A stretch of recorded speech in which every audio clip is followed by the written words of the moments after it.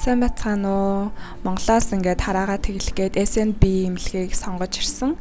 Тэгээд эмчтэй үзүүлээ зөвлөгөө аваад маш олон үзүүлэлтээр харааг маш шалгах юм билээ. Тэгээд миний хараа болохоор хасах 3 байсан. Тэгээд эмч маань ямар ч төрлийн хаалгаа зохино гэж зөвлөсөн. Тэгээд би хамгийн хурдан идэгдэг Smile Lasik гэдэг хаалгааг хийлгэхээр сонгосон. Тэгээд өчигдөр хаалгаанд ороод ингээд одоо 100% хараад сэтгэл маш өндөр байна.